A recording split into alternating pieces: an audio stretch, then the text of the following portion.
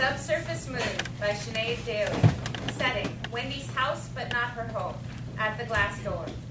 Wendy stands at a glass door wearing a dress made entirely of flowers. She holds a glass jar filled with marbles.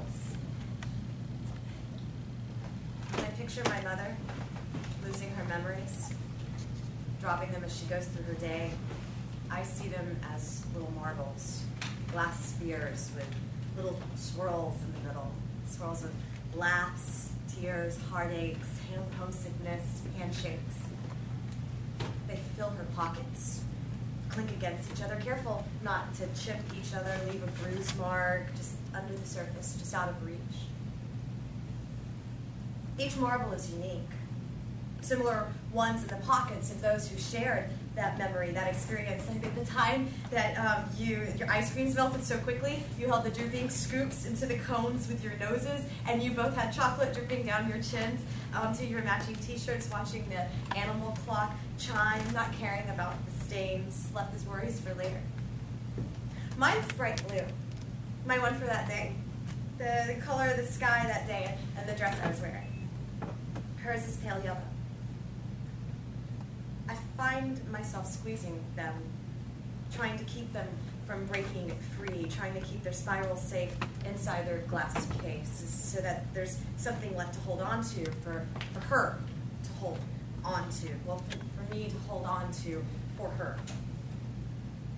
I wish I could collect all the marbles as she drops them, put them in my pocket for safekeeping, and then return them to her one by one. You know, reminding her of what they told, if only. I tried this morning. As she went to get her papers, I walked with her just a few steps behind and picking up the ones that she dropped. When I went to give them back, they were mixed in with my own, and I could no longer remember which were hers and which were mine. I should have kept track. What they looked like, what mine looked like, instead of just throwing them in my pocket without looking. Sometimes unable to help it, they do chip, bruise, leave a permanent arc, subsurface moon, the damage unalterable. Who even uses marbles for anything anymore? Calvin enters from outside the house. You ready? Yes. You have the flowers? Yes. The world is melting outside. Is it? And the flowers haven't wilted yet. That's nice. Is it? Where's my brother? Didn't he die last year? Did he? Perhaps not, but I do remember his funeral. Yes, a lovely funeral. Will he be meeting us there? Were there flowers? Where? At the funeral.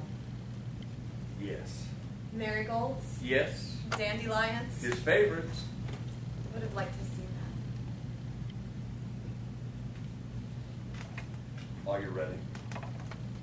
Ready to go. It's starting to snow. Is it?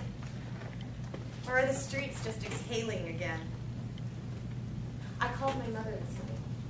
Did you? Yes. She should have answered the phone. Yes. Her phone is dead, Wendy. So is your mom. You have her flowers. Do I? Yes. The sun's gone. Is it? It drained into nothing. Did it? Yes. Are you ready? Yes. Ready for what? Your mother's waiting, Wendy. Oh, is she? Yes. We mustn't keep her waiting. No, we mustn't keep her waiting. Why must flowers wilt? Because they lose their souls Do we wilt? when we lose our souls.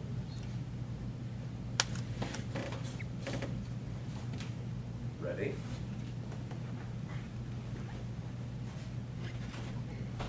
Calvin bends down and picks except a single marble and holds it up to the light.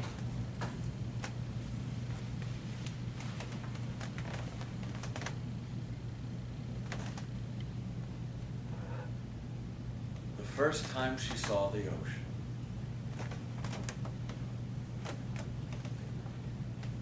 At the end of my day, I always drive all the way out to Coney Island. I park and walk down to the beach. There's this one spot, this one angle of the beach, where as the natural light comes or goes, all you can see is the glint of empty trash cans, wire trash cans, dark black wire, all gleaming slightly, as if each its own body, its own abandoned vessel, impressionable, wise yet empty. A silent audience.